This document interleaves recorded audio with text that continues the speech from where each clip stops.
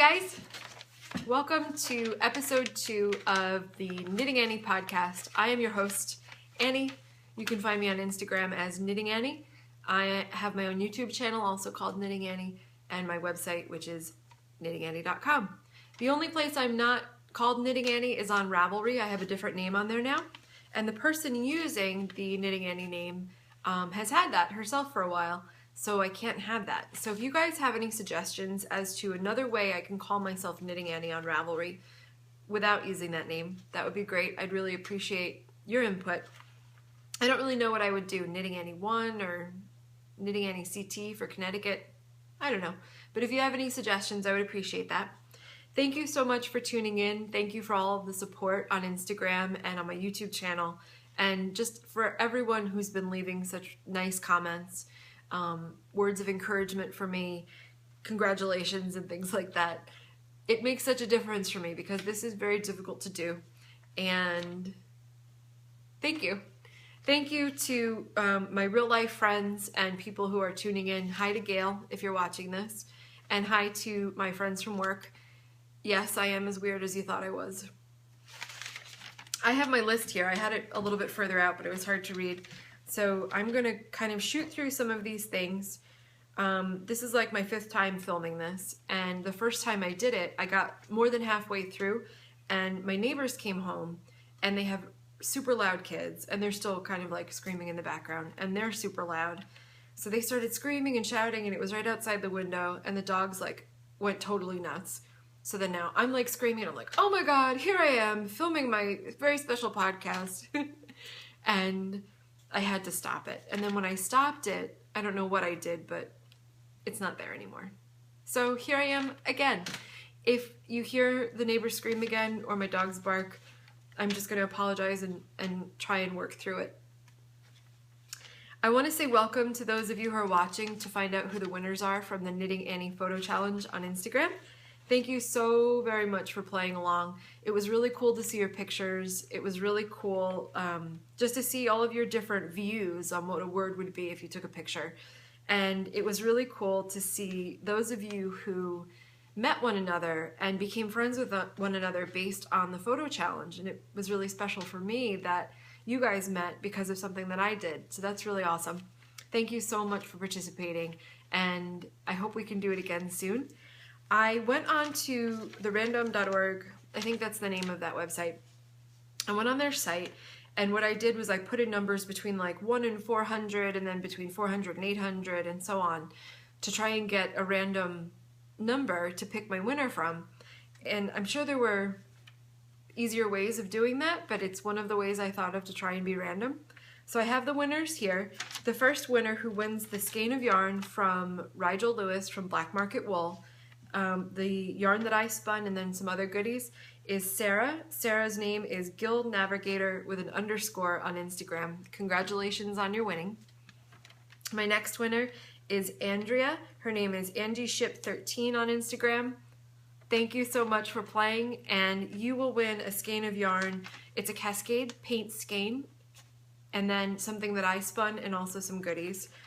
And my last winner was kind of cool because I did that random thing that I was talking about, and I needed someone who spun fiber because the last prize is a fiber prize. And then I thought, well, if I don't get someone who spins fiber, then I'll just spin it for them and then mail it on off. Excuse me. But this person actually spins. Her name is Jennifer, and her name is Yarntasia. Fancy. Thank you so much for playing, Jennifer, and congratulations.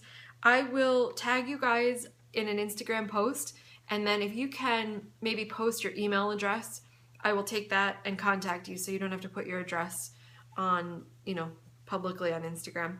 And then we'll go from there, and I can send you guys out your packages. Thank you so much. Thank you for playing, everybody, and it was really a lot of fun for me. Next up, I've titled this on my list, Trouble I've Gotten Myself Into. So as much as I'm trying to curtail my spending for 2015, especially on fiber goods, I had to have a few things. Also, I ordered some of this stuff before Christmas, so it doesn't really count, right? We'll tell my husband that anyway. Hi, Brad. The first thing I ordered was from a gal who's got a farm. Her name is Jessie Beckett, and I found her on Facebook. I was looking for some really high quality alpaca fiber to spin. I'll show you what that looks like. I wonder how many of you guys watching are spinners and not just knitters. If you would say hi and let me know which ones of you guys spin, that would be pretty cool. But here we go. This is from an alpaca called Moon Dance, who's got 18 micron fleece, which means it's super, super soft and super, super silky and amazing. And I will pull out a little piece here so you can see the staple length. It's really a great length. And maybe I can hold some of it closer to the camera and you can see all of those yummy little ridges in there. So I will be washing this before I spin it. There's always a big argument on Facebook knitting and spinning groups about whether or not you wash before you spin alpaca. I always wash before I spin alpaca. I don't like to get any of the little dust particles stuck in the shaft of yarn, because afterwards not only is that dirt that's stuck in there, but it acts like an abrasive. And once you make a garment out of that, a garment always moves with you. And if that yarn is kind of moving and rubbing, all of those little dirt particles in there are rubbing against the fiber and will weaken the fiber. So I always wash before I spin it, although this is such clean stuff. Alpacas are very dusty animals, so there's a lot of dust in here, but there's really not a lot of veggie matter. It's just gorgeous. It's beautiful. I wish you guys could feel this. So we'll put that down. And the next thing I got was from a really nice guy. He's been so nice to do business with. I really like to give business to people who are just super nice. It makes me happy. His name is Andy Tardy, and he's got a farm in Maine, and he calls it Aroostook Fiberworks. And you can find him on Facebook. If you guys want a link to his site, look for it in my show notes on the website. But I found Andy, and I got this awesome rug yarn from him. Isn't it gorgeous? It's super squishy and beautiful and soft, and it's this beautiful cream color, almost like a light oatmeal-ish cream. And that's what it looks like up close. It's kind of like the yarn that I showed you guys last week that I'm making into that throw for my friend, except the core spinning is a little bit more loose over the core. And the core on this is can't talk. The core on this is a cotton thread. You can feel it inside of this when you kind of smush it around. But I'm going to be using this just like I'm making the other thing. I'm going to be making a throw, and we're going to put this on our bed. So thank you so much to Andy. I cannot recommend working with him enough. And as he is in Maine, it's not that far from Connecticut, and he'll be going to some of the different fiber shows, hopefully in the future, and I will try and find him there. But I will definitely be buying more things from him, and I hope that you guys do too. Thanks, Andy. Next up, I want to say hi to Michelle from Creative Fiber in Windsor, Connecticut. I like to visit all of the fiber shops that I can possibly drive to. So if it's in the state of Connecticut, I will drive 2 hours and I will come see you. The one in Windsor is not all that far from here, but it's still a little bit of a drive. And how cute is this little bag that my purchase came in? So cute. I got a bunch of needles. This time I bought Knitter's Pride needles. I got a circular and I got a bunch of DPNs. I really like the wood that the Knitter's Pride team uses. I don't really like knitting on bamboo. There's too much drag for me. And I don't really like the way it feels, but this stuff, awesome. And I got these compression gloves. Do you guys get hand fatigue when you're knitting? I definitely do. I get it when I'm spinning. And these are made of spandex. I have really big wrists, so I don't know if they're meant to fit as tight as they do on my wrists, but it doesn't feel bad. It doesn't feel like it's too tight. I don't know if I said it yet, but Barocco makes this. And it's in this packaging that looks like it's from like 1982. Do you guys have these? Or does anybody use anything that they like? I'm willing to try whatever. So I got that. And last but not least, I could have gone crazy in that store. I'm sure most of you could have too. I got some Barocco socks, which is superwash and nylon. I'm really looking forward to making these socks. This is such a pretty color. It's like this darker purple with like a mauvey color, like a little light brown and some pink. So pretty and squishy. I like squishy. So I think that's it for the trouble I've gotten myself into recently. Hi to Michelle at Creative Fibers from Windsor. When I was in there shopping, I was talking with her and I'm like, oh, I podcast. And she's like, I watch podcasts. So I told her who I was, and I don't know, wow, who I was. It makes it sound like I'm so fancy. I don't know if she's watching now, but if you are watching, Michelle, thank you so much for helping me the other day, and I hope I can see you again. Maybe we'll spin together. So we should move on to what I am working on. I want to show you my sockhead hat. This has been one of the most favorite things I have ever knit, and it's so incredibly simple. But I am using yarn from Yarn Ink. It's tough to see the colors. I don't know how accurately this is going to portray on the video. I would have called this graffiti. It is so cool. This is like the coolest yarn I have ever worked with. You can see all the different colors in there. There's like a hot pink, a neon green, some black, a little turquoise, and it's a sparkly yarn. It's really smooth and soft, and the colors are just phenomenal. Let me show you this closer up.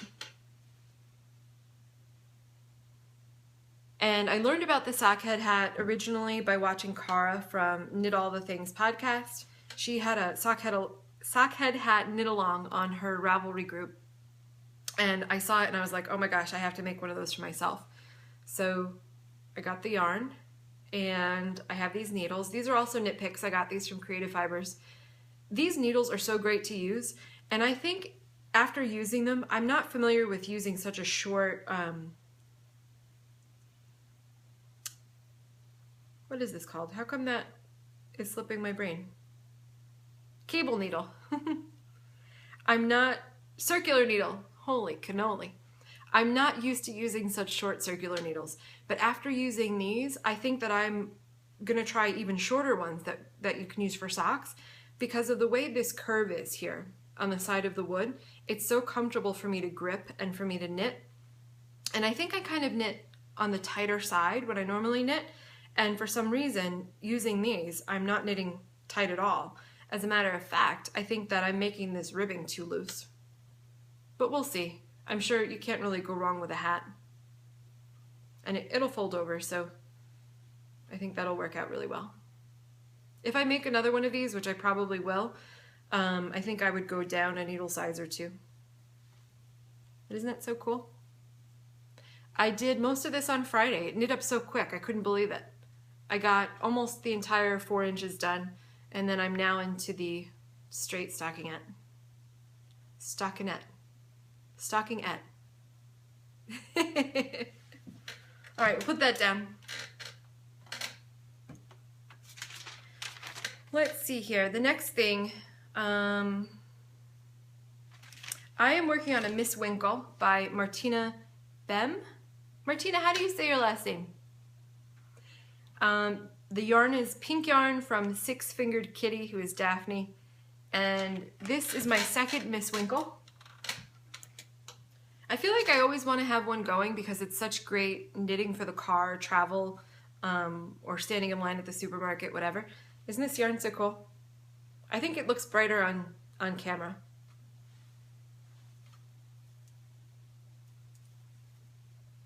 And I'm knitting this with my Haya Hayas. Haya Hayas are not really my favorite brand, and I know a lot of people really love them, but I don't think that the cord part is as soft enough as I'd like it, or as pliable. Oh boy, my brain just stopped working like 5 minutes into this. It's not as flexible as I'd want it to be. I really like Addie's, and I'm waiting on a set of Addie Turbos to come in from my friend Susan, who owns a yarn shop in New York. But they're not as flexible as I want them to be. So initially I bought these to do socks 2 at a time, but I don't like the way that they curve, so I'm using it for this. And it works very well for this, so I will continue to use them for projects like this. And then I brought over my finished Miss Winkle that I can show you guys. I did this in the summer out of yarn that I spun myself, and it was fractally spun, which means the yarn changed colors as I spun it, and then when I was done, I rolled it into a center ply ball, or a center pull ball, and I plied it together on itself, one from one end of the ball and one from the other, and it creates stripes of a 2-ply yarn that are different colors as the stripes change. I hope I'm explaining that the right way. But this is what it looks like. I love this so much. I was really happy with my spinning on this, and I was really happy with the way the colors turned out. And I just love it.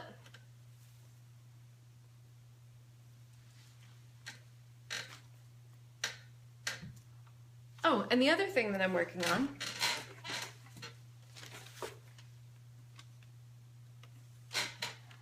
where did I put? Okay.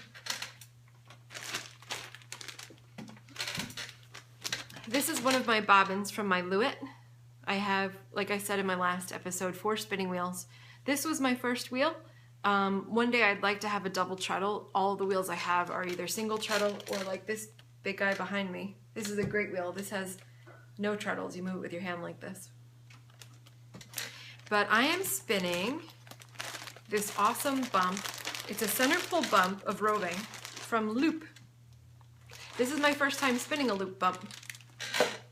And just like a skein of yarn, that center pull, this roving pulls out from the center here.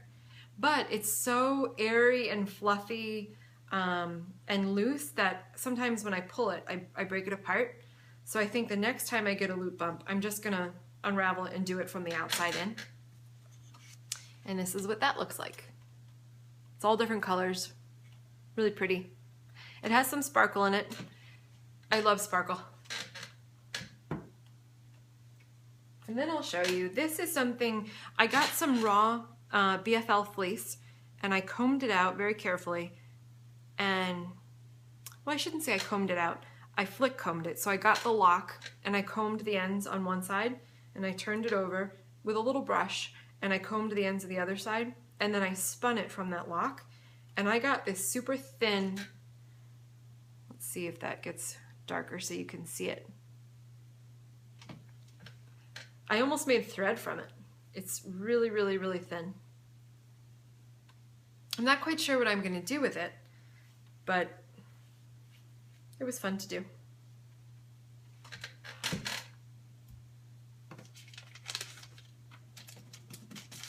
I also want to say hi to my friend, Gus. Gus, I am drinking some rooibos tea. Did I say it right? In the last episode, I asked you guys how to say this word. And many of you made comments for me, spelling it out phonetically, and Gus made a video for me. And Gus, if you want to check him out, is an awesome male knitter, and his name on Instagram is gbaxter711. And then I was kind of fiber stalking him, and I found out that he has a Ravelry, and he sells some of his patterns, and I bought one of his patterns that I hope to knit in the future. So hello, Gus. Thank you for helping me say that. I hope I said it the right way. Not quite sure if I did. But I'm enjoying my tea. So this week I have some goals. One is to get a little bit more organized so that when I podcast the next time, I'm not as nervous and all over the place. The second thing, I am going to be blogging every day of the week next week. So there will be some sort of content on my blog every day. And it's going to be fun for me. I'm looking forward to it. I don't know if it's going to all be knitting related. I might put a couple recipes on there. I told you I was gluten-free. and I've discovered a bar that I like to make. So I might show you guys how to make that bar. It's got some nuts in it and things like that. And what else? Oh, what podcasts do you guys follow? There are a few that I follow, and then I kind of jump around and discover new ones all the time. But I'm kind of curious to know what you follow. So if you can let me know that, that would be awesome. On Instagram or in the comments on the website, knittingannie.com, whatever you guys want to do. I'm just curious. So I hope you share that with me. And thank you. I think that's it. I wonder how long the original podcast was that I deleted. It was pretty long. I might have missed some stuff because I thought I already covered it. Anywho, thank you so much for joining me. Thank you for putting up with my kind of like scattered presentation today. I hope you guys tune in next week. I'll be doing these every Sunday. And I hope to see you on various social media. Bye. Thank you so much.